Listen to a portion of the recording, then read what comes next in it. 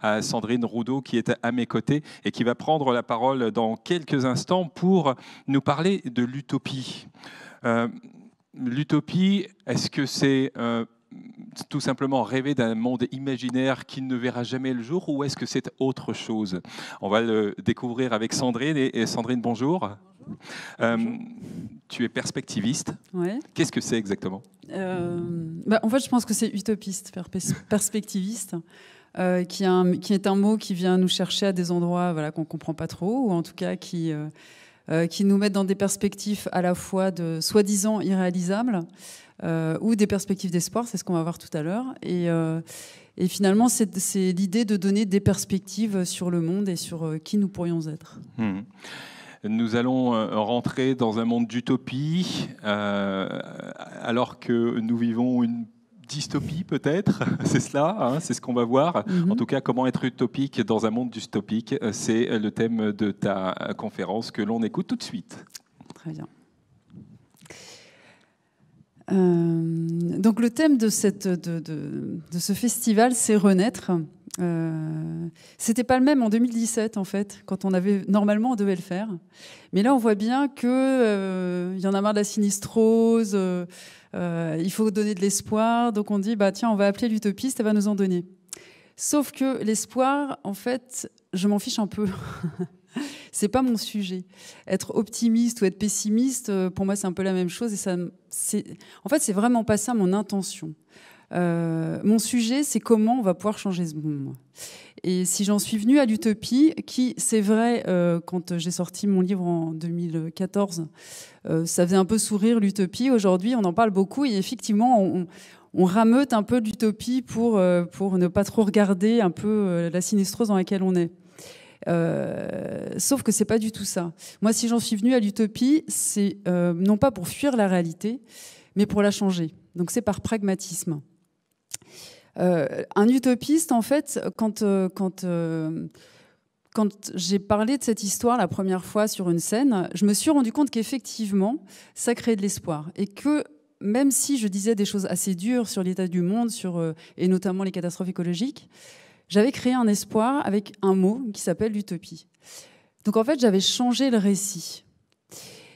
Et l'idée, avec cette histoire de récit, c'est surtout de regarder d'abord avec lucidité notre monde. Un utopiste, c'est quelqu'un qui est extrêmement lucide. L'idée, c'est d'être en honnêteté radicale. Et si j'en suis venue à l'utopie, c'est pas par idéologie, on va dire, c'est vraiment par technique.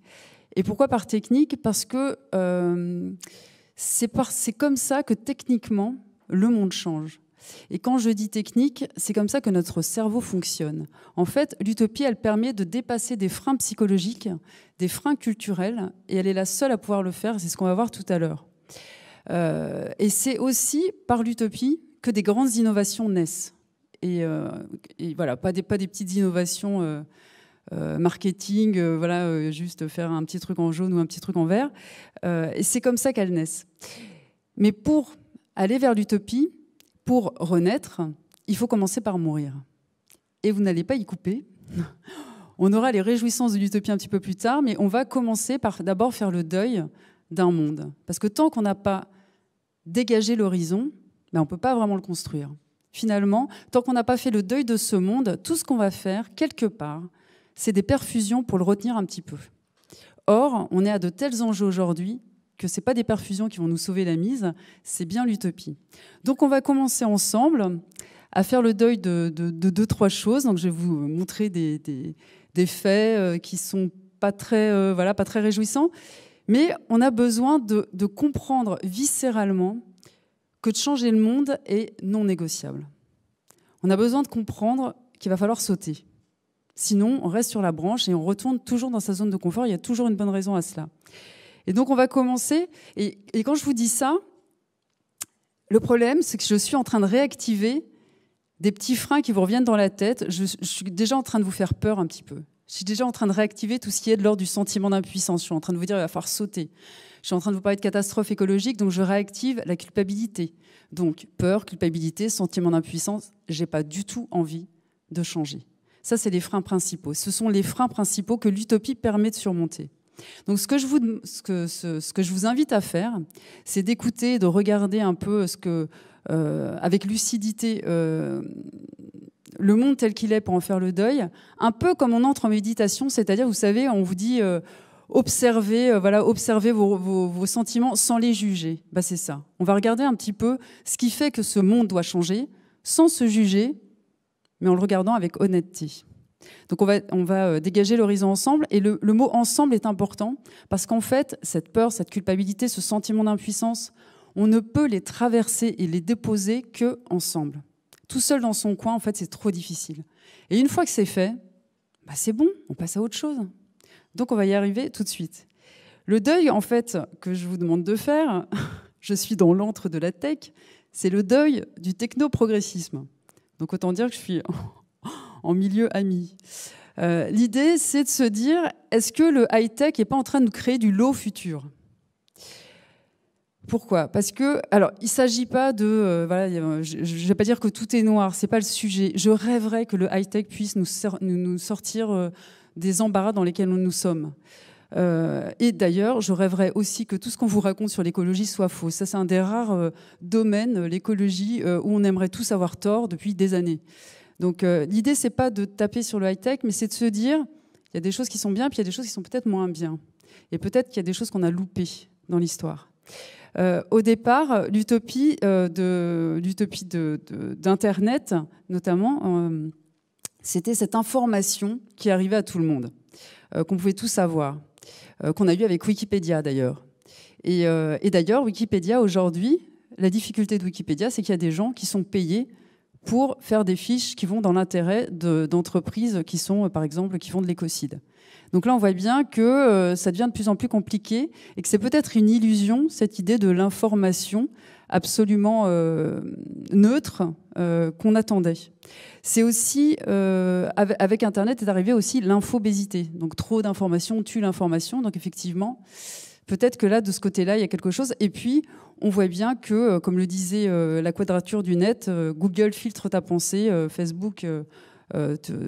choisis ce que tu dois voir, quoi. Donc finalement, c'est un peu une illusion. Une autre illusion qu'on a eue, c'est qu'on pensait qu'on allait recréer des liens entre nous. On en a créé, c'est vrai, c'est important. Mais simplement, c'est pas forcément si simple que ça. On voit beaucoup les révolutions, les révolutions arabes, etc. On se dit, c'est les hashtags, c'est Internet, etc. Oui, un peu.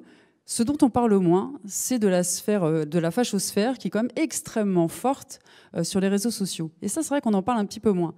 Et donc, on voit bien que dans les liens, il y a aussi des liens un peu néfastes. On a tous cru les alternatifs, on s'est tous dit, on va pouvoir avoir de la communication, entre guillemets, facilement, alors qu'avant, accéder à des grands médias était très difficile. Aujourd'hui, à la limite, il suffit d'être bon, d'être légitime, et on peut communiquer. En théorie. Parce que c'est quand même Facebook qui décide de qui va avoir votre page. Donc en fait, on s'est mis quelque part dans les mains d'autres personnes qui peuvent décider demain de fermer votre compte. Donc c'est aussi une illusion. Aujourd'hui, on a tous les repentis de la tech, les anciens cadres de Facebook, de Google, qui viennent nous dire, en fait, mon métier, c'est de créer de l'addiction. Il y en a un autre qui disait, nous avons créé des outils qui déchirent le tissu social. C'est hyper fort. Et puis, ces gens-là vous disent, ah non, mais moi, mes enfants, ils touchent pas une tablette, hein. Troisième désillusion, ça n'augmente pas notre cerveau, c'est en train de l'abrutir. Pas totalement, mais un peu quand même. En fait, notre cerveau est plastique et il se transforme avec ces nouvelles technologies. Donc au début, effectivement, on a gagné des capacités, et notamment des capacités de décision. C'est-à-dire qu'il a fallu qu'on priorise en fonction de tout ce qui nous arrivait. Et ça, c'était intéressant dans la décision. Il y a eu la sérendipité qui est extrêmement intéressante pour la créativité. Il y a eu le fait de rendre attractifs des sujets qui étaient compliqués. Donc ça aussi, c'était génial. Sauf que trop, à un moment donné, notre capacité d'attention, elle est limitée. Et notre cerveau, il fait des choix tout seul aujourd'hui. Et entre une vidéo de chat et un reportage sur la fin de l'eau en Afrique, notre cerveau, il choisit la vidéo de chat. Voilà. Et donc, petit à petit, on est en train de perdre le souci de l'effort et on va vers ce qui est le plus facile et de plus gratifiant. Ça, c'est humain, c'est psychologique. Ça a des effets sur notre sommeil, ça a des effets sur notre stress. Ça a aussi des effets sur notre mémoire. Et ça, c'est important parce qu'en fait, c'est typique du cercle vicieux dans lequel on se met. C'est-à-dire qu'on n'a plus besoin de mémoire puisqu'on le stocke dans nos ordinateurs. Mais ça veut dire qu'on a besoin de ces ordinateurs et que plus on les met et plus on perd de la mémoire et plus on a besoin d'eux. Donc on est en train de se mettre dans ce qu'on appelle la servitude volontaire. La servitude volontaire, c'est ce que raconte la Boétie, qui dit que finalement, on s'asservit volontairement et ça a tous les attraits de la modernité, de la praticité. Et c'est ce qu'il dit, sa phrase est assez belle, il dit on n'a pas simplement perdu notre liberté, on a l'impression d'avoir gagné notre servitude. On est tout content en fait de s'aliéner chaque jour un peu plus. On dit souvent que si c'est gratuit, c'est vous le produit. Non seulement on est le produit, mais en plus on est le producteur. On est en plein...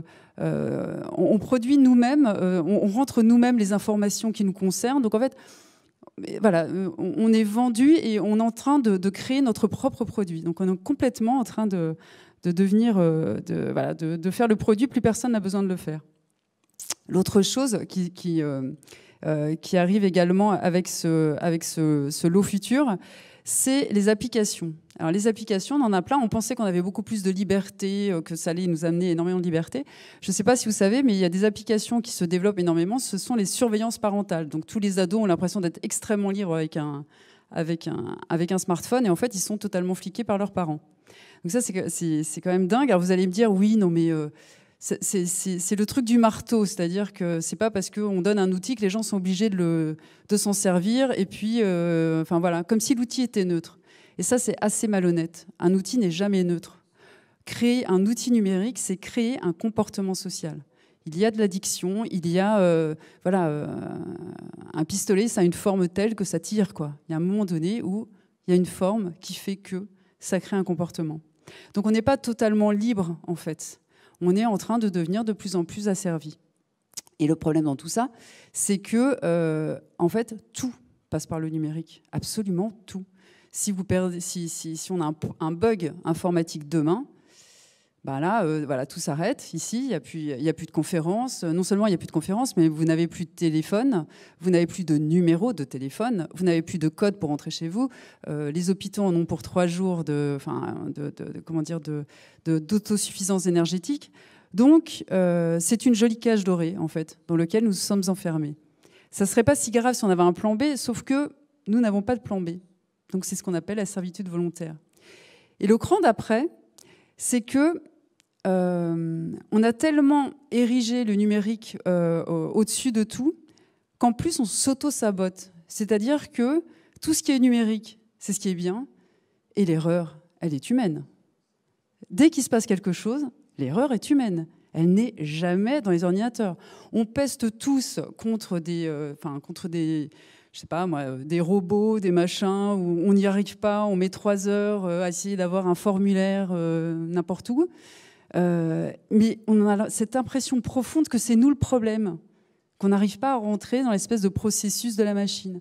Qu'en fait, on s'auto-sabote. Et c'est Gunther Anders qui a écrit un livre déjà en 1956 qui s'appelait « L'obsolescence de l'homme », qui est vraiment ça. On crée notre obsolescence, on crée des mises à jour de tous les systèmes informatiques, et à chaque mise à jour, on a l'impression que c'est nous qui devons être mis à jour, et on court derrière la techno, et on n'est jamais à niveau, en fait. Et ça, c'est assez épuisant, et c'est assez démoralisant. Et petit à petit, on perd de la foi, finalement, dans l'humanité. Et les mots ne sont pas neutres dans cette histoire. Par exemple, quand on appelle une ville intelligente, si vous appelez une voiture intelligente, c'est qu'il y a du numérique.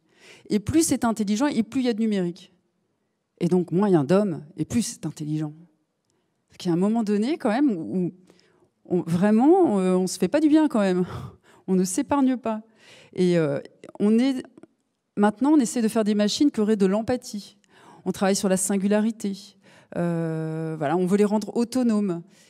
Tout ce dont on se dépossède. L'empathie, l'autonomie. Donc on sait que ces choses sont importantes, mais au lieu de les cultiver en nous, on les développe pour les machines. Donc on est en fait en train de s'auto-saboter. Jusqu'à des absurdités telles qu'on a un Elon Musk aujourd'hui qui promet 100 millions de dollars à qui trouvera la meilleure technologie de captation du carbone. Et oh gars, ça existe, c'est l'arbre. Bah ouais. Voilà. Donc là, il y a un moment donné, on se dit, mais à quel moment de l'histoire on en est arrivé à ce qu'un gars propose 100 millions de dollars pour un truc qui s'appelle l'arbre, en fait. Et on va essayer de réinventer ce qui existe déjà en allant chercher de la ressource, en polluant, enfin bon, voilà, quoi. Le truc totalement dingue. À tel point que, par exemple, il y a tout ce qui est high-tech en général en bourse est assez bien coté. Ils peuvent perdre de l'argent, c'est bien coté. Et pendant ce temps-là, il y a des entreprises qui refont du textile en France, qui embauchent plein de salariés. Mais ça plaît moins aux banquiers. Enfin, il y a un truc, donc il y a une espèce en fait de techno-idolâtrie qui fait que le futur, le progrès, c'est forcément high-tech. Et que tout le reste, on en vient en fait. C'est le retour, soi-disant, à l'homme de Cro-Magnon. Donc la techno-idolâtrie, l'idée c'est, j'espère que vous avez compris, c'est pas que tout est noir, mais qu'il y a des limites. Que peut-être on pourrait se poser des questions. Que quand on parle de 5G, le truc c'est pas de dire que c'est amiche. Le truc c'est de se dire, c'est juste de poser une question. À quoi ça va servir? Vraiment? Qu'est-ce qu'il en coûte? Qui va payer? Est-ce qu'on n'en a pas besoin de ces métaux, de ces terres rares, de ces pollutions, etc. pour d'autres choses telles que des défibrillateurs ou des choses comme des applications pour permettre aux femmes d'éviter les violences? Ça, c'est utile, ça, c'est intéressant. Après, quand on voit certains trucs du salon de Las Vegas, genre des toilettes qui changent de couleur selon le moment de la journée, on se dit qu'on pourrait peut-être garder les métaux, les terres rares et tout ça pour d'autres usages. La question, elle est juste ça. Donc, quand un monsieur bien connu parle de Amish pour la 5G, en fait, ce qu'il fait, c'est de la diversion au sujet. Parce qu'il y a un vrai sujet. Et parce que quand même, on devrait... Est-ce qu'on n'aurait pas le droit quand même de décider ensemble ce qu'on fait de nos ressources? Et est-ce que d'ailleurs les générations qui viennent ne devraient pas décider aussi de ce qu'elles aimeraient en faire demain? Donc pouvoir en faire demain, donc qu'il leur en reste. Ben non, c'est visiblement pas ce sujet. Donc on a un comportement d'enfant gâté et on y va. Donc quand on dit... pareil, moi je suis un peu énervée sur le coup du Amish, hein, mais... Quand on dit Amish, en fait, c'est très très connu pour les psychologues, c'est ce qu'on appelle l'attaque du messager. C'est-à-dire qu'on attaque le messager pour tuer le message. Sauf que le message, il reste là. Hein. Mais c'est de la diversion. Et c'est en même temps très compréhensible. C'est-à-dire que ça fait des années qu'on est là-dessus. Donc, on a pris des décisions dans un sens. Effectivement, il y a eu beaucoup d'investissements depuis des années dans un sens. On a tout misé sur le numérique. Parfois, en ne sachant pas à l'époque les conséquences que ça pouvait avoir. Donc, il n'y a pas de jugement moral dans ce que je dis. Mais il y a un moment donné où, en fait, on a pris tellement de décisions qu'il se passe ce qu'on appelle le gel de la décision. C'est-à-dire que les nouvelles décisions qu'on prend, elles ne sont pas rationnelles du tout, elles sont juste en train de conforter, d'être cohérents avec ce qu'on a toujours fait. Parce qu'il y a un truc qu'on déteste, c'est être incohérent et renier ce qu'on a toujours fait. Donc en fait, psychologiquement, ça s'explique parfaitement. Mais il y a un moment donné, en fait, où il va falloir être un peu lucide et se dire, OK, finalement, peut-être qu'il faut aller aussi sur une autre voie. Ça ne veut pas dire qu'il faut lâcher tout ce qui est high-tech et numérique, mais juste se dire, il y a peut-être d'autres voies à explorer. Donc, et pourquoi on se dit ça? Parce que depuis la révolution industrielle et depuis Internet, on a quand même appris deux, trois choses. Deux, trois choses qui nous amènent à la modestie et un peu de sérieux. En fait, il y a des limites. Et c'est vrai que je vous parlais des mots tout à l'heure. On a mis des mots sur le numérique et le high-tech qui nous ont un peu, un peu illusionnés. C'est le cloud, donc c'est le nuage. Pas d'impact, même pas mal, il ne se passe rien. Alors que c'est quand même des fermes de serveurs en faire le truc. C'est beaucoup moins sexy. En fait, le high-tech est très très fort en récit. Hein. L'écologie, on n'a pas été très bon depuis des années. Par contre, le numérique est extrêmement bon. C'est du dématérialisé, c'est du virtuel. Donc tout ça, c'est indolore en fait. Et on ne s'est pas rendu compte qu'en fait, effectivement, il y avait des fermes de serveurs, que ces fermes de serveurs, il y avait une déperdition d'énergie considérable, que une heure de vidéo sur un smartphone, ça équivaut à 1 an de consommation d'énergie d'un réfrigérateur. Je vais le redire parce qu'en fait, c'est quand même énorme. 1 heure de vidéo sur un smartphone, c'est 1 an de consommation d'énergie d'un réfrigérateur. Vous imaginez laisser votre réfrigérateur ouvert pendant 1 an, allumé? Ben non. Déjà, quand on le laisse 5 minutes, voilà, par mon mari notamment.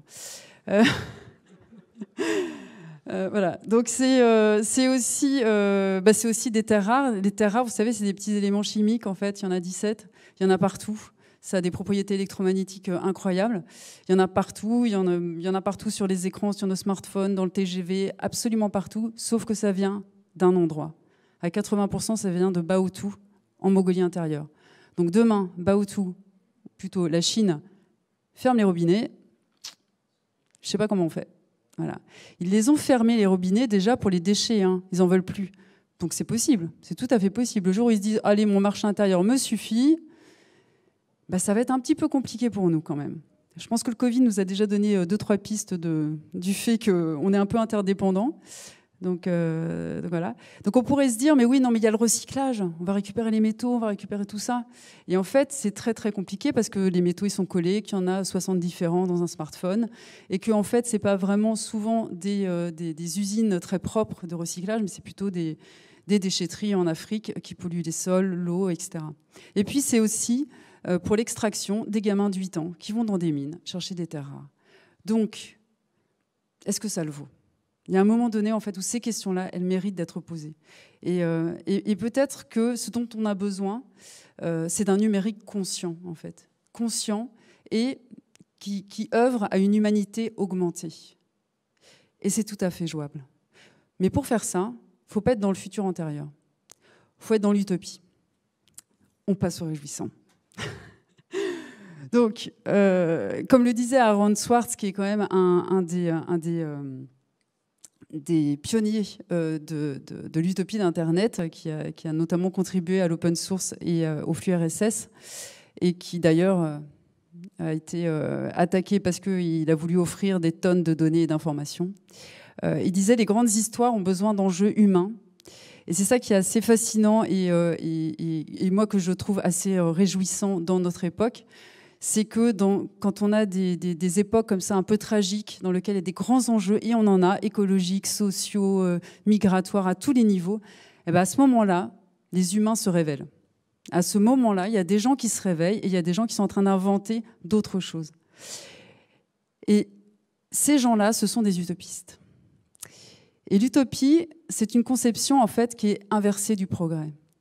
Penser que le futur, c'est plus de béton, plus d'avions, plus d'artificialisation des sols, plus de chimie, plus la 5G, la 6G, la 7G, la 8G, enfin bref, vous avez compris.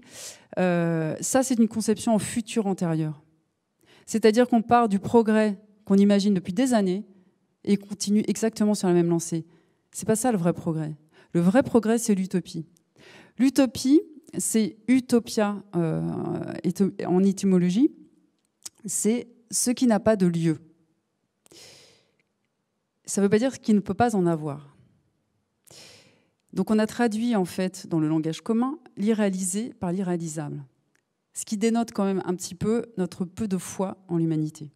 C'est comme si vous imaginez quelque chose qui n'existe pas aujourd'hui ne peut pas exister un jour. C'est quand même un truc de dingue quand même de penser ça. C'est quand même une peur de, une peur de rêver grand, un manque d'audace, la peur de l'échec, très probablement. Et ce fameux futur antérieur, on reste collé aux croyances qu'on a toujours eues parce que c'est rassurant. L'utopie, c'est l'inverse, en fait. L'idée de l'utopie, c'est de partir de demain. Alors que, comme je vous le disais, le futur antérieur, c'est de partir d'aujourd'hui. On part d'aujourd'hui avec exactement les mêmes recettes que d'habitude. Et quand on parle écologie, par exemple, on va essayer de faire moins pire. Mais on fait moins pire en partant d'aujourd'hui. L'utopie, c'est pas du tout ça. L'utopie, c'est qu'est-ce que je veux voir advenir ? C'est quoi le monde de demain ? C'est quoi le monde égalitaire, le monde qui respecte les humains, qui respecte le vivant, que je veux voir advenir ? Ça, c'est non négociable. Dans la logique habituelle, ce qui n'est pas beaucoup négociable, c'est le modèle actuel, en fait. On va essayer de gratter à droite, à gauche, mais ce n'est pas franchement négociable. Pour un utopiste, ce qui n'est pas négociable, c'est l'objectif, c'est ses valeurs, c'est ce qu'il veut voir advenir. Et c'est ce qui le rend extrêmement fort. Quand on est dans la logique habituelle, on fait des perfusions. Donc on va faire un petit coup de vert. Donc la consommation devient responsable, la croissance devient verte. Mais on garde croissance, on garde responsable, on n'est même pas capable de lâcher le vocabulaire. Donc autant dire que pour lâcher le modèle, ça va être un petit peu compliqué. Donc en fait, on crée des perfusions. Un petit peu de vert, comme ça, on a toujours une bonne image. Comme ça, on passe un peu dans les clous. Donc en fait, ces entreprises-là continuent. Donc en fait, on est en train de retenir le monde d'hier. Et pendant ce temps-là, les autres qui sont vraiment en train d'inventer un autre monde, qui sont vraiment circulaires, qui sont vraiment radicales, ceux-là, ils galèrent. Parce qu'il y a les perfusions qui retiennent le monde d'hier. Puis les perfusionnés, ils sont encore là avec beaucoup de moyens sur la réglementation, dans les lobbies, avec beaucoup de communication possible. Donc les petits utopistes à côté, c'est un peu chaud. Quand on se place au niveau de demain, en fait, on est en train de bâtir quelque chose. On fait feuille blanche, page blanche. On part d'une page blanche. Quand on est dans la logique habituelle, il va falloir changer. Et ça, c'est douloureux et c'est compréhensible. J'y vais un peu fort, mais j'ai beaucoup de bienveillance dans le fait que c'est extrêmement compliqué de devoir changer. C'est pour ça que c'est plus simple l'utopie, donc. Il vaut mieux aller vers l'utopie. Et quand on vous dit que vous voulez le retour à la bougie, posez-vous la question, qui est le conservateur dans l'histoire ? Donc l'utopie, c'est quoi ? C'est deux choses, synthétiquement. C'est des objectifs radicaux, enfin en tout cas de la radicalité dans les objectifs et du pragmatisme dans les moyens. Tout est possible, ce qui est logique puisque personne ne l'a jamais fait avant nous. Logique. Donc il n'y a pas de recette, il n'y a pas de procédure. C'est pas vrai qu'il existe des recettes, ça diffère d'une personne à l'autre, d'une entreprise à l'autre. Évidemment, j'ai dit un truc qui est un peu compliqué à entendre, qui est radical. Radical, c'est bien pour ça que je le dis. Radical vient de racine. Ça n'a jamais voulu dire violence. Racine, c'est revenir à l'essentiel, en fait. C'est revenir au côté racinaire des choses. Et effectivement, les gens qui rêvent grand, ils reviennent à l'essentiel des choses. Et ils ne s'embarrassent pas de tout le reste. Et c'est là où il n'y a pas de diversion possible. Et quand je dis radical, j'aime bien prendre cet exemple, parce qu'il est assez fort. Est-ce que les gens qui ont demandé l'abolition de l'esclavage, ils ont demandé un esclavage responsable ? Ou une transition esclavagiste ? Vous voyez bien, ça n'a juste aucun sens en fait. L'esclavage, c'est juste indigne. Il n'y a pas à négocier sur la dignité en fait.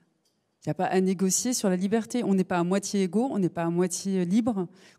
Il y a un moment donné, et puis d'abord, ça serait quoi, la moitié des coups de fouet ? Enfin, vous voyez un peu le truc, c'est juste aberrant. Donc c'est légitime. La radicalité, elle est légitime. Et si on se base aujourd'hui, parce que ça nous fait rigoler, parce que c'est loin, c'est pas nous. Mais en fait, qu'est-ce qu'on se fait, nous, aujourd'hui ? Quand on dit qu'il y a 70 000 morts par pollution par an en France, de morts prématurées, rien que par la pollution de l'air, ça veut dire que si on veut faire baisser de 15% les particules fines, on s'autorise, règle de 3, je ne sais pas, mais à peu près 50 000 morts. Dégâts collatéraux d'un modèle. Ce qui n'est pas négociable, c'est le modèle. Ce qui est négociable, c'est le quota de vie humaine. Vous voyez un peu, dès qu'on prend du recul, à quel point c'est aberrant. Donc oui, la radicalité, elle est difficile à envisager, mais en fait, elle est implacable. Ce qui est intéressant aussi dans l'utopie et dans cette radicalité, c'est qu'on ne se bat pas pour des miettes de dignité. On se bat pour un autre monde. De même que dans une entreprise, quand vous dites on va faire moins 15% de CO2, ça ne fait rêver personne. Mais absolument personne. Par contre, vous leur dites on va être la première entreprise qui n'a aucun impact négatif sur l'environnement et vous le dites de manière un petit peu plus sexy, ça mobilise les gens. Pourquoi ? Parce que l'utopie, elle est porteuse d'un truc qui est essentiel pour changer les choses, qui est le désir. On a besoin de désir pour lâcher un monde. On a besoin de désir pour aller de l'autre côté, pour créer quelque chose. Le désir, c'est ce qui nous fait évaluer la hauteur des obstacles. Si vous avez très envie de quelque chose, les obstacles sont minimes.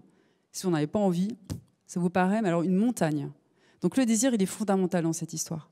Et on ne crée pas du désir avec de l'ISO 26000 ou des trucs contraignants. Donc l'utopie, elle mobilise.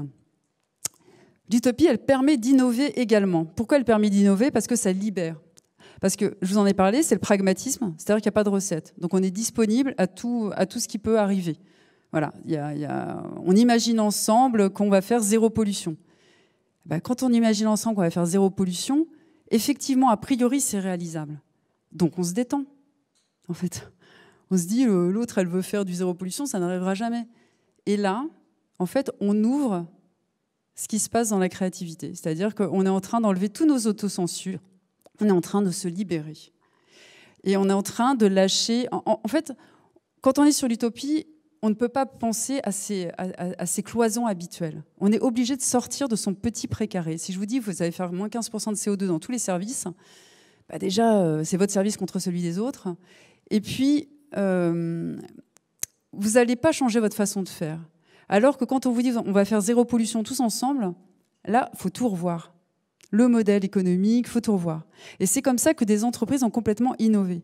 C'est comme ça, par exemple, que Carnot Computing, il y a 10 ans maintenant, a réussi à faire des ordinateurs, des processeurs pour lesquels il n'y a aucune déperdition d'énergie. Comment ils ont fait ? En fait, ils ont, et j'ai bien dit aucune, donc ça c'est une utopie. Et donc ils ont, ce qui était avant de la déperdition d'énergie, schématiquement, c'est devenu des radiateurs, ou c'est devenu des chaudières. Si c'était dit, on va réduire de 15% la déperdition d'énergie, jamais ils auraient eu cette idée. Là, en fait, on débloque des synapses de créativité, et notamment celui de la joie. On s'éclate, en fait, à essayer de trouver des trucs qui vont révolutionner le monde, et c'est là où on est le plus créatif. Donc ça désinhibe, et on est obligé de sortir de la boîte. Tant qu'on ne sort pas de notre boîte habituelle, c'est impossible l'utopie, en fait. Donc, on est obligé de sortir de notre boîte habituelle. Et il y a plein de choses qui fonctionnent. Il y a plein d'entreprises qui sont sans impact du tout. Et ce n'est pas parce qu'un modèle il est établi la norme qu'il est inéluctable, en fait. On pense que c'est parce que c'est établi la norme, c'est acceptable. Déjà, non, ce n'est pas acceptable. Ce n'est pas parce que c'est la norme.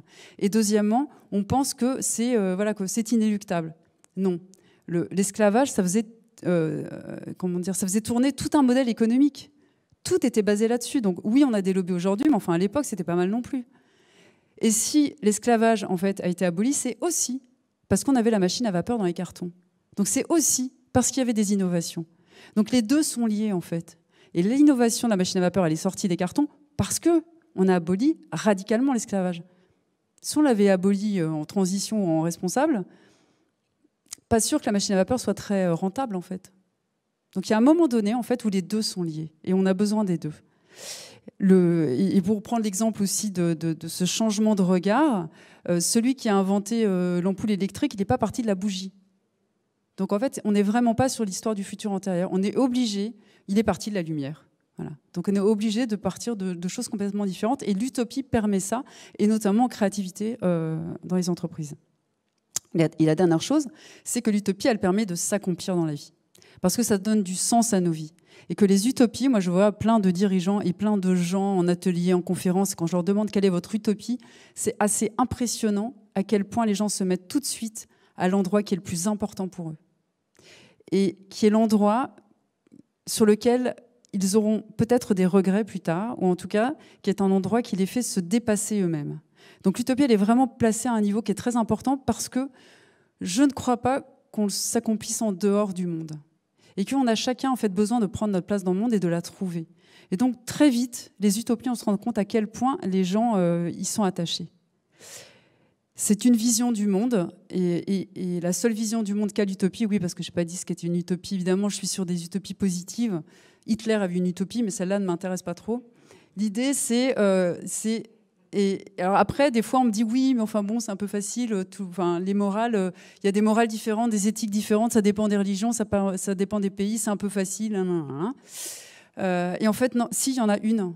En fait, il y a une morale universelle, qu'on appelle la règle d'or, qui existe depuis toujours, qui a traversé toutes les civilisations, toutes les religions, tous les pays, qui s'appelle donc la règle d'or, et qui est « ne fais pas ce que tu ne veux pas qu'on te fasse ». Donc en gros, c'est ne pas nuire. Ne pas nuire aux autres, ne pas nuire aux vivants, ne pas nuire à ceux qui vont venir après, ne pas nuire à ceux qui habitent de l'autre côté de la planète. Et alors maintenant que j'ai dit ce qu'était l'utopie, qui sont les utopistes ?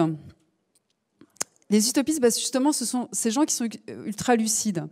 Parce que vous voyez, quand je dis qu'ils sont capables, en fait, quand je dis que ce sont des gens qui posent l'avenir, quelque part, ils sont même extra-lucides. C'est-à-dire qu'ils sont capables de voir par-delà le présent. Ils sont capables de voir que non, l'esclavage, un jour, il n'y en aura plus. Et les femmes qui ont demandé le droit de vote, elles étaient capables de dire non, en fait, demain, on votera. Tandis que la majorité se disait mais tu rêves, quoi. Jamais on votera. Et ce qui est intéressant là-dedans, c'est que c'est toujours une minorité. Alors, plusieurs choses intéressantes là-dedans.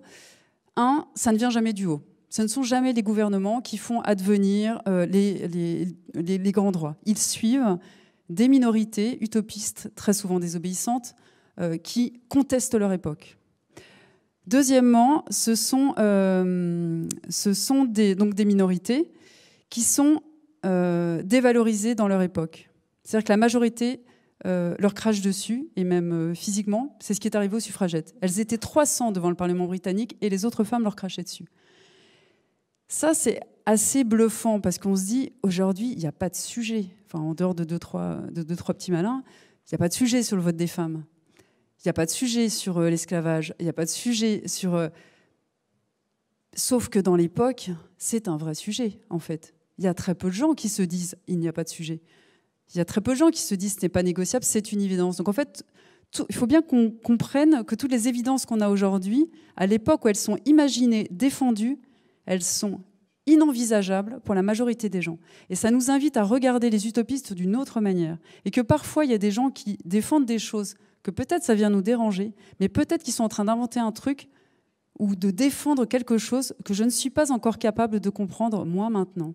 Ça peut être le cas, par exemple, sur les végétariens. Il y a on peut se dire, mais peut-être qu'ils sont en train de faire quelque chose que je ne suis pas en train de comprendre aujourd'hui, mais que peut-être dans des années, ça sera une évidence pour la majorité. Et c'est ça qui est intéressant aussi, c'est qu'on a tous peut-être des clairvoyances à des endroits différents.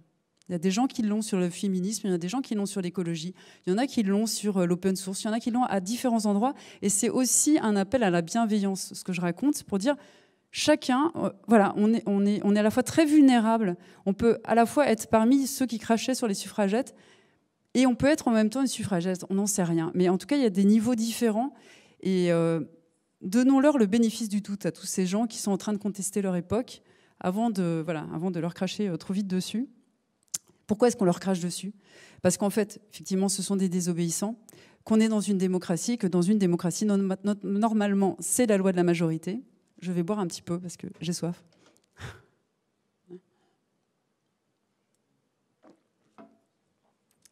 Donc, nous sommes dans une démocratie. C'est toujours le truc qui passe pas, la démocratie, c'est pour ça. Et donc, effectivement, on pense que voter une fois tous les 5 ans, ça suffit. Et un vrai citoyen se dit, être un sujet politique, c'est se mêler du monde dès qu'il ne va pas bien, ou dès que j'estime qu'il devrait aller mieux. Et comme l'expérience prouve que c'est toujours des citoyens qui font avancer le monde, et des citoyennes, ceux-là s'engagent, en fait. Mais on a du mal à le comprendre. Et puis, ça vient déranger l'époque. Et c'est toujours très, très énervant, le dérangement, en fait. On n'aime pas. Ils sont en train de venir fissurer ce qui fait finalement notre ciment social. Remettre en cause des choses qui sont établies, c'est hyper difficile. Et puis aussi, ce qu'ils sont en train de dire, par exemple, un Cédric Herrou, quand il sauve des migrants dans les Pyrénées, ce qu'il est en train de dire, c'est ce qui se passe en ce moment est intolérable. Et pourtant, vous le tolérez. C'est pas ce qu'il dit. Mais c'est ce que nous tous, qui le regardons faire, inconsciemment, nous pensons. Et donc, en fait, on attaque le messager. Si on n'est pas à l'aise avec ça, en tout cas. Après, il y a un moment donné où chacun va là où c'est important pour lui, et il n'y a pas de sujet. Mais ce qui est intéressant, c'est aussi d'arriver à reconnaître ça en soi et de pouvoir le traverser. Évidemment, on ne peut pas s'occuper de tout, donc il faut aussi avoir cette clairvoyance-là. Il faut comprendre aussi que quelqu'un qui désobéit, en fait, il désobéit pour obéir à ses valeurs. Donc, en fait, derrière un non, il y a un grand oui. C'est qu'on est en train d'inventer autre chose. C'est quelqu'un qui s'affranchit aussi, et ça, c'est intéressant. Dans le cas des innovateurs, parce que les utopistes, il y en a aussi, hein, le gars qui s'est dit un jour je vais voler dans le ciel, bah, c'est un utopiste. Hein. Celui qui s'est dit on va faire Internet, c'était des utopistes, tous en fait. Et toujours des gens isolés. C'est jamais des grands groupes, c'est jamais des grands syndicats. C'est des gens isolés à des endroits différents qui s'affranchissent. Ils s'affranchissent de quoi? Alors, certains s'affranchissent des lois. Mais la majorité, surtout, déjà, commence par s'affranchir de leurs réflexes. de leurs croyances. Ils commencent à les questionner. Ok, on doit avoir un monde de croissance. Ok, la croissance, c'est quoi? C'est l'augmentation du PIB. Ok, mais alors il y a quoi dans le PIB? Vente d'armes, prostitution, etc. Ah ouais, ok, bon, peut-être je m'affranchis de cette croyance-là alors. Hein, puis on passe à autre chose. Qui s'affranchit de sa famille, et notamment de ce qu'il a toujours fait, de son syndicat, de son milieu. C'est pas toujours pas facile hein, de s'affranchir. Et il s'affranchit des normes sociales. Oui, être traité d'amiche, c'est pas très drôle, mais il faut s'en affranchir de ça. Alors c'est quoi aujourd'hui les nouveaux utopistes? Alors on a l'impression qu'il y en a quelques-uns.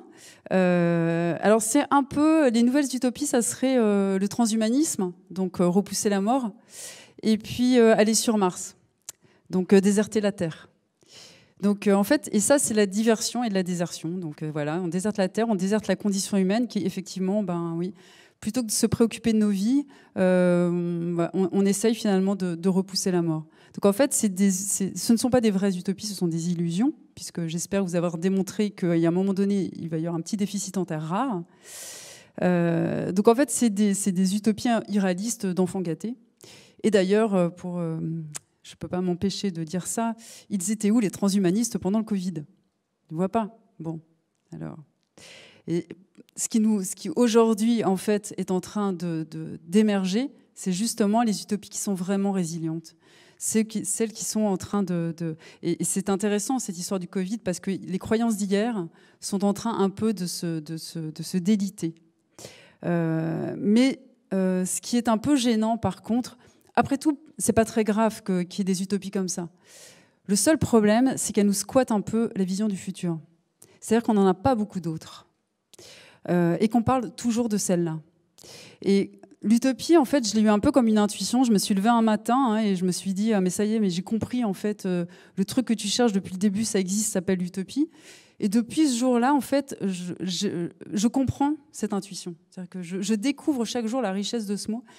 Et il y a notamment un truc que j'ai découvert, que j'ai compris il y a peu de temps, c'est que si l'utopie, elle avait un lieu, c'est l'imaginaire. Et en fait, elle naît dans l'imaginaire. Il y a bien un endroit où il y a des gens qui imaginent que quelque chose d'autre puisse être possible. Et c'est nos imaginaires. Et nos imaginaires, aujourd'hui, ouais, effectivement, c'est un peu le monde d'Orwell. Et on se rend compte à quel point la science-fiction a été anticipatrice. Hein.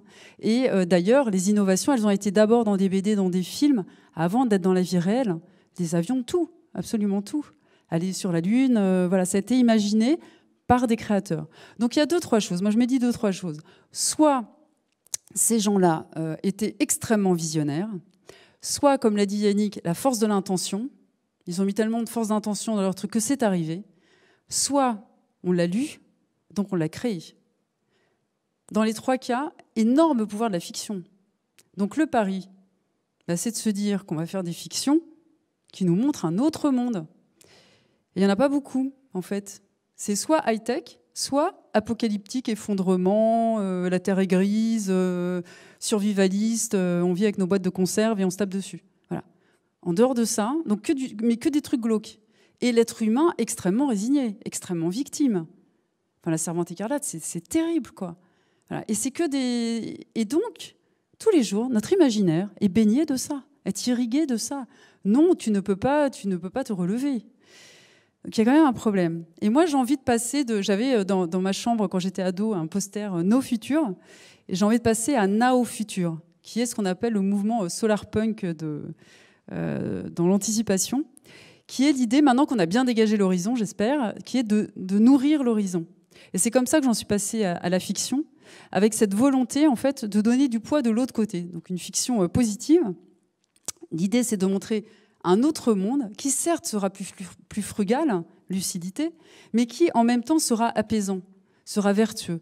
Parce que quand on dit non mais l'écologie elle est punitive et c'est du renoncement, mais à quoi avons-nous renoncé depuis des années en fait? Au temps, à l'émerveillement, au temps avec nos proches, voilà, avec nos enfants, etc. Notre capacité à nous émerveiller, voilà. Donc cet autre monde peut être intéressant. Et il est extrêmement apaisant. La fiction, ça nous permet de traverser ça, avec des émotions. On se met à la place des personnages. Donc, en fait, c'est beaucoup plus facile. Ça nous permet de déposer toutes nos peurs. Et puis, le roman que j'ai, qui s'appelle Les Déliés, ce que je voulais montrer aussi, c'était comment on pouvait faire basculer ce monde. Parce que ça ne va pas arriver tout seul. Il y en a 2-3 qui ne veulent pas que ça arrive. Donc, l'idée, c'est de montrer comment on doit à la fois bâtir, s'entre-affranchir, c'est-à-dire s'affranchir ensemble, et puis saboter quand même 2-3 trucs dans le monde actuel.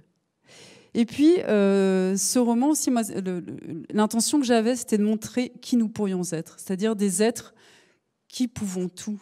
Et effectivement, c'est la vérité. Et ça, on le retrouve dans la fiction. Quand vous lisez un roman, quand vous regardez un film, vous retrouvez cette profonde intuition que vous pouvez être n'importe qui et que vous pouvez faire n'importe quoi. Donc, en conclusion, je dirais que ce dont nous manquons pour renaître, ce n'est pas d'innovation, ce n'est pas de moyens. En fait, ce dont nous manquons, c'est de vision, d'audace, de priorité, donc d'utopie. Ce dont nous manquons aussi, c'est de soutien aux utopistes. Ce dont nous manquons, c'est de nourrir nos sources. Et c'est là où il faut arrêter d'aller regarder, écouter des trucs glauques et les nombres de morts par Covid tous les jours. Parce que là, autant dire que l'imaginaire, il est sec de chez sec. Il n'y a rien qui va pousser là-dedans. Ça veut dire décoloniser les imaginaires, utiliser les mots à bon escient. Ça veut dire s'informer. S'informer, vous voyez, c'est quand même comme ça qu'on crée notre forme. Donc effectivement, certaines chaînes sont meilleures que d'autres. Créer des nouvelles normes désirables, donc changer les récits. Moi, je pense profondément que le monde sera ce que nous montrons. La banalité du mal ou la banalité du bien, par exemple. Et puis, il faut produire des fictions, les lire, les regarder. Et évidemment, c'est plutôt les fictions now-futures qu'il faut regarder et produire et soutenir plutôt que les fictions no-futures. C'est exactement ce que disait Cynthia tout à l'heure. On nourrit le ressentiment, sinon. Et le monde sera donc ce qui irrigue notre imaginaire. Donc l'imaginaire pose des limites et l'imaginaire ouvre des perspectives. Merci. Merci Cynthia. Oh. C'est Sandrine. Merci Sandrine. Tu as placé le mot Cynthia dans mon cerveau et voilà. Merci beaucoup pour cette conférence qui... c'est très intéressant, hein, cette journée. On a eu des réflexions qui nous ont amenés à revoir notre positionnement dans le monde, des réflexions qui nous ont amenés aussi à voir comment quelque part, on peut influencer notre monde. Et la tienne, alors moi, c'est l'apothéose, hein, j'adore. Voilà, c'est extraordinaire. Donc, on a des réactions déjà. Avant de les aborder, moi, j'aimerais te poser une question que je t'ai posée, mais tu n'as pas répondu. Tu m'as dit que tu me la poseras plus tard. Voilà, donc je te la pose maintenant. Comment en es-tu arrivé à ce type de réflexion ? Comment est-ce qu'un jour, tu t'es dit, mais tiens, mais finalement, il faut qu'on crée de l'utopie ? C'est exactement ce que disait Cynthia tout à l'heure. Moi, je parle beaucoup que le tragique nous sublime. Et en fait, c'est vraiment la sublimation. C'est-à-dire que moi, j'ai vraiment eu un mal au monde, comme je dis souvent, en 2001, où j'ai ressenti, en fait, j'ai eu, enfin, voilà, mais monté en conscience ce qu'on faisait à la planète et aux autres êtres humains. Et à partir de là, en fait, pour vivre avec ça et pour en sortir, bon, déjà, j'ai essayé de comprendre, j'ai essayé d'aider des entreprises à le faire, mais surtout, très rapidement, j'ai essayé de comprendre comment on allait pouvoir y arriver. Et donc, comme elle dit, j'ai fait œuvre. C'est-à-dire que je me suis arrêtée, j'ai essayé de déconstruire tout ce qu'on pensait avoir construit, et puis j'en ai fait un livre, donc, qui était l'utopie mode d'emploi. Et ça m'a aidé déjà à prendre une décision, c'est-à-dire est-ce qu'on va y arriver ou pas. Et à partir de là, et c'est ça un utopiste, c'est concentration. C'est-à-dire qu'après, il y a des défaites intermédiaires, mais on sait qu'on va vaincre au final. Donc, une fois qu'on se dit, de toute façon, je sais que c'est comme ça qu'on va y arriver, on y va. Et on ne se laisse pas, ok, des fois, de temps en temps, il y a un lobby qui va faire passer une loi et tout, alors tu t'énerves 2 minutes, mais après, hop, tu reviens, tu te reconcentres sur ton chemin. Et puis après, mais vraiment, moi, je pense avoir fait ça avec les livres. Et puis après, quand j'ai compris que le monde changeait avec un petit nombre d'individus, ça a été le deuxième niveau que j'ai vu ces chiffres. Tu vois, les résistants pendant la guerre, c'est 2 à 3%. Très, très peu de résistants. À chaque fois, quoi. Et ce n'est que ça. Sauf que c'est pas ce qu'on nous raconte, encore une fois, question de récit. Oui, puisque la France était résistante. Bien sûr. Donc, en fait, et puis, on nous parle de héros. Et ça, c'est extrêmement tétanisant. Et en fait, non. Donc, en fait, je me suis dit, il faut absolument que je déconstruise aussi ça, que je comprenne qui sont les gens qui vraiment font advenir un autre monde. Et donc, j'ai étudié les Mandela, les Luther King, les Germaine Tillon, les suffragettes, pour observer qu'en fait, ce sont des gens profondément imparfaits, qui doutent, qui sont des humains. Et il ne fallait pas leur cracher dessus comme ils l'ont eu, mais il ne faut pas non plus les mettre sur les piédestals, parce qu'en fait, ça nous tétanise. Évidemment qu'on n'est pas Gandhi, évidemment que... En fait, mais Gandhi, voilà, Luther King, il avait Rosa Parks, et avant le Rosa Parks, il y avait Claudette Colvin, et en Vel, il y en avait encore un autre. Et il y avait plein de gens, en fait. Donc, on ne réalise une utopie qu'en ordre dispersé, et chacun avec sa façon de faire, moi j'appelle ça son style de résistance propre, et tout est recevable, en fait. Que ce soit de l'activisme, de la désobéissance, s'attacher à une banque, ou que ce soit faire de l'activisme poétique. Enfin, voilà, chacun y va avec ce qu'il peut faire. Le tout, c'est d'être profondément honnête. Donc, et là, j'ai écrit un deuxième bouquin qui s'appelle Les Suspendus. Et puis, il y a vraiment cette histoire Et après, pour la petite histoire, quand Nicolas Hulot a donné sa démission, il y a eu beaucoup de citoyens dans la rue. Et là, je me suis repris un coup de sang. Je me suis dit, mais c'est pas possible. Cette conscience citoyenne qui émerge, faut pas la gâcher, quoi. Une fois qu'ils auront manifesté une fois et deux, ils vont rentrer chez eux pour dire Hulot président. Et c'est pas le sujet, en fait. L'homme providentiel, voilà, c'est exactement ce qu'il faut pas faire. Donc, je me suis dit, je vais créer un plan de résistance. Donc j'ai imaginé comment on pouvait vraiment faire basculer. Ouais. Donc avec ce triptyque bâtir, s'entre-affranchir et puis saboter. Et j'avais plein d'idées. Et puis je me suis rendu compte, une fois que j'ai fait le tour de mes copains activistes, que personne n'allait le faire. mais tout le monde m'a dit, c'est un super plan, quoi. Voilà. Et donc, je me suis dit, mais en fait, ton rôle à toi, c'est pas de monter une start-up de la résistance, c'est de la d'écrire. Pensée. En fait, c'est de raconter cette histoire. Et je pense que ça, c'est important aussi, c'est qu'il y a un moment donné où il faut trouver sa place dans cette grande aventure. Et on peut tous avoir de l'admiration pour... moi, j'ai beaucoup d'admiration pour les gens qui font des projets très forts comme ça. Mais sauf que c'est pas ma place. Par contre, j'ai beaucoup d'idées et je sais transmettre. Et j'avais surtout cet élan très profond d'écrire un roman depuis des années. Donc voilà comment j'en suis arrivée à ça.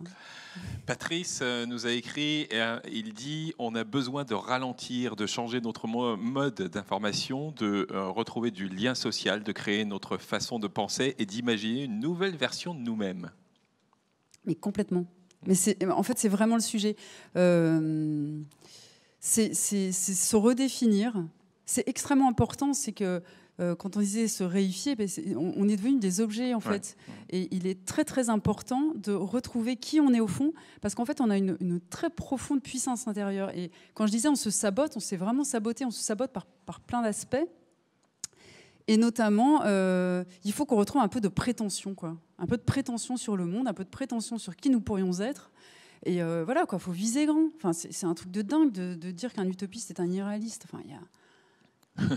Alors justement, tiens, Zoé qui pose cette question, mais comment réaliser sa propre utopie sans entrer en conflit avec l'utopie de quelqu'un d'autre ? Alors ça, c'est un vrai sujet. Alors, c'est un vrai sujet... tant qu'une utopie, elle est au service du monde elle se mêle à celle des autres. C'est assez étonnant, en fait. C'est-à-dire il y a une forme d'universalité qui... En fait, il ne faut pas aller sur la théorie. Dès que, moi, je l'ai bien vu dans mon roman, et c'est la force d'un roman, c'est qu'en fait, le monde, il existe, et on dit « Ah, mais en fait, ça marche, quoi. En fait, c'est cohérent, tout ça. » Et on se rend compte qu'un monde où les femmes sont plus respectées, où l'éducation est plus libre, où elle crée de l'autonomie chez les enfants, eh bien, forcément, elle crée plus de clairvoyance de leur part, et elle leur donne plus de confiance en eux. Et donc, ils sont plus capables de s'affranchir. Et donc, ils sont plus capables d'être désobéissants au bon moment. Parce que quand j'ai étudié qui étaient les résistants, qui étaient les gens qui n'appuyaient pas sur la décharge électrique dans l'expérience de Milgram, eh bien, ce sont des gens qui ont une profonde confiance en eux-mêmes. Donc, ils sont capables, en fait, comment dire, de savoir ce qu'il est bon de faire. Et ils n'attendent pas que les autres leur disent, ils sont même capables de se dire ce que l'autorité me dit, moi je n'y crois pas en fait. Et ils sont capables de suivre leur fort intérieur. Et ça, c'est extrêmement fort. Donc en fait, tout est lié. L'écologie, l'open source, en fait, elles sont toutes liées. Le seul truc qu'il ne faut pas faire, c'est se taper dessus entre nous. Est-ce que, en fait, dans la question de Zoé, moi j'entends l'utopie, pour moi, c'est différent de la croyance. Est-ce que ce ne sont pas les croyances qui génèrent justement des conflits, alors que l'utopie, elle, c'est une action qui est en faveur de... Oui, en fait, les croyances, c'est toutes les croyances qu'on a depuis des années, qu'on a appris à l'école et tout ça. En fait, moi, je dis toujours, un utopiste, il est entre le doute et la détermination. C'est-à-dire qu'il y a des choses qui sont implacables, qui sont non négociables. Et après, sur le reste, il faut avoir cette capacité de douter et se dire, est-ce que là, je ne suis pas en train de rentrer dans une nouvelle croyance ? Tout le temps, en fait. Et la différence entre... Moi, je dis toujours que j'ai foi en l'humanité. Mais il y a une différence entre la croyance et la foi. Alors, ça n'a rien de religieux, ce que je dis.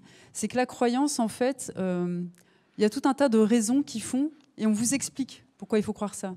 La foi, c'est une intuition, en fait.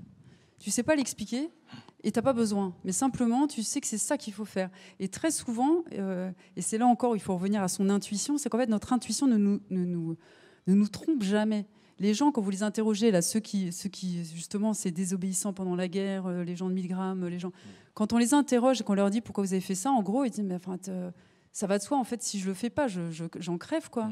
Je me regarde pas ou ils te disent je peux pas me regarder dans la glace. Donc c'est juste un truc assez implacable. Ils peuvent pas l'expliquer beaucoup plus que ça. Bon après, il y a aussi des idéaux politiques, mais il se passe quand même quelque chose de très viscéral dans cette histoire. Il y a Patrice qui est très heureux. Hein, il te dit merci. Hein. Nathan qui te demande où trouver ton livre. Alors, je crois avoir compris que tu as ta propre maison d'édition. Oui, avec Yannick. Oui. Ouais. Alors, vas-y, parle-nous de cette maison d'édition. Où est-ce qu'on trouve les livres ? On les trouve partout, dans les librairies et sur notre site qui s'appelle La Mer Salée. Donc, en fait, la maison d'édition s'appelle La Mer Salée. Elle publie des essais engagés sur d'autres gens, pas que de nous, bien évidemment. Et puis, désormais, de la fiction qu'on appelle solarpunk, donc Nao Futur. Solarpunk. Anne qui demande comment peut-on expliquer que justement on est abreuvé autant de dystopies, on nous est abreuvé d'autant de dystopies, que ce soit des films, des livres dans les dernières années. Est-ce que c'est de la catharsis avant de se réveiller ou Mais en fait, on tient beaucoup plus les gens avec le négatif. On peut le constater sur certaines chaînes d'information. Eh bien voilà. En fait, j'écoutais il n'y a pas très longtemps Frédéric Lopez qui parlait de ça justement. Il disait que jeune journaliste, il a très bien vu ça et que en fait c'est le carburant des médias quoi. Il faut qu'il y ait des mauvaises nouvelles, sinon ils tiennent pas les gens quoi. Donc en fait notre cerveau, une bonne nouvelle, c'est super, mais ça glisse. Une nouvelle qui est mauvaise, c'est du scratch. Elle vous reste en tête. Donc en fait, c'est terrible qu'elle nous reste en tête. Ouais, mais elle reste. Donc ça arrange beaucoup. Il y a ce côté aussi un peu, effectivement, on a besoin aussi de traverser nos peurs, quoi. Mais et après, on a besoin du reste. J'ai quelques souvenirs de propos de rédaction qui disaient un train à l'heure, ça n'intéresse personne. Voilà. Oui, non, mais c'est ça. C'est ça. Mais c'est faux en plus, c'est pas que ça n'intéresse personne. C'est qu'en fait, nous faisons la formation qu'on veut, quoi. On a décidé que ça n'intéressait personne. Alors, tu parlais d'être radical, tu parlais de la désobéissance. La désobéissance, on en entend parler, on entend parler de désobéissance civile, mais... Comment est-ce que toi tu la vois cette désobéissance ? Quelle forme elle prend ? Est-ce que ça veut dire qu'il faut descendre dans les rues ? Est-ce que moi j'ai aucun conseil à donner là-dessus. Il y a un moment donné où quelque chose ne te paraît pas acceptable et on a été éduqué à être obéissant. Et d'ailleurs en général quand on veut se flatter sur nos enfants, on dit ouais mais enfin ils sont obéissants. Hein. Non, mais c'est terrible. Hein. Donc on est quand même complètement conditionné dans cette histoire-là. Donc des désobéissances, c'est forcément... Et moi, j'étais extrêmement obéissante. Hein, donc j'ai découvert... Non, je devais quand même être désobéissante au fond de moi, mais contrariée. Et en fait, il faut vraiment suivre son instinct là-dessus. Et il y a un moment donné où... et il faut trouver ses alliés. Parce que c'est super dur de désobéir tout seul. Il y a plein de façons de désobéir. Quand j'ai demandé, une fois, j'ai demandé à des dirigeants à quel moment avez-vous désobéi. Et il y a une personne qui s'est levée qui m'a dit j'ai désobéi quand j'ai fait un burn-out. C'est vrai que c'est une désobéissance, en fait. C'est une désobéissance à l'idée de se conformer à quelque chose qui est juste en train de nous tuer en fait de l'intérieur parce qu'il vient contre nos valeurs, contre quelque chose de terrible, quoi. Et en fait, les désobéissances, c'est vraiment c'est pour se mettre en conformité avec soi-même, quoi. Je vois décoloniser, ne pas se laisser coloniser, c'est aussi une forme de désobéissance. Ouais. Non ? Ouais. Désobéir, c'est aussi ne pas accepter pour argent comptant tout ce qu'on nous dit, quoi. C'est vraiment une posture de refuser la vie en pilotage automatique, quoi. Voilà.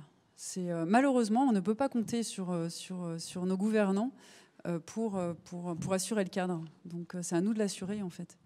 Et c'est les Indiens Hopi qui disaient nous sommes celles et ceux que nous attendions. Et c'est vraiment...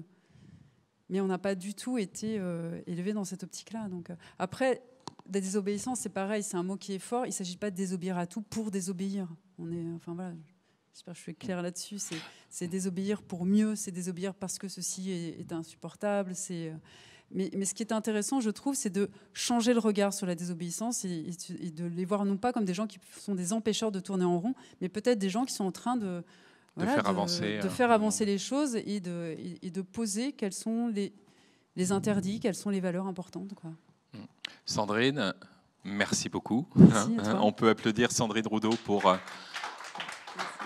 cette réflexion sur notre place, la place de notre imaginaire dans la création d'un monde nouveau. Merci pour cette conférence qui était vraiment extrêmement enrichissante.